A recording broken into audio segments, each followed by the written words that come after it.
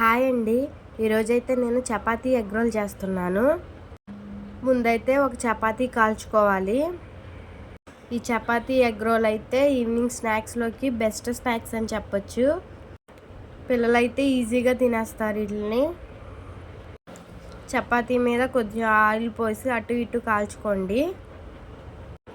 నేనైతే ఎప్పుడు చపాతీ చేసినా ఇలా ఎగ్ రోల్ చేస్తాను, మా ఆయన కోసం నా కోసం.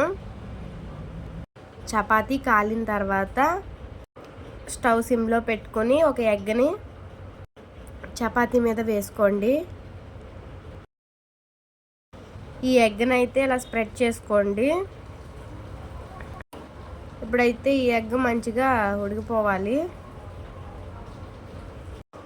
దీని మీదే కొంచెం ఆయిల్ పోసుకోండి, అలాగే కొద్దిగా సాల్ట్, అలాగే కొంచెం కారం కూడా వేసుకోవచ్చు.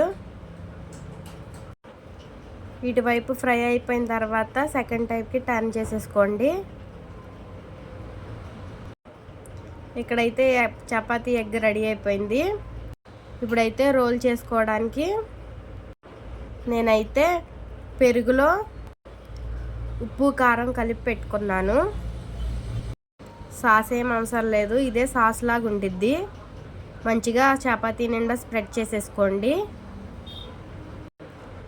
సన్నగా కట్ చేసుకున్న ఆనియన్స్ మధ్యలో వేసుకోవాలి.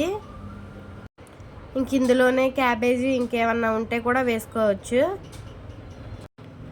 ఆనియన్స్ వేసుకున్న తర్వాత రోల్ చుట్టేసుకోవడమే. టేస్ట్ అయితే నిజంగా సూపర్గా ఉండిద్ది.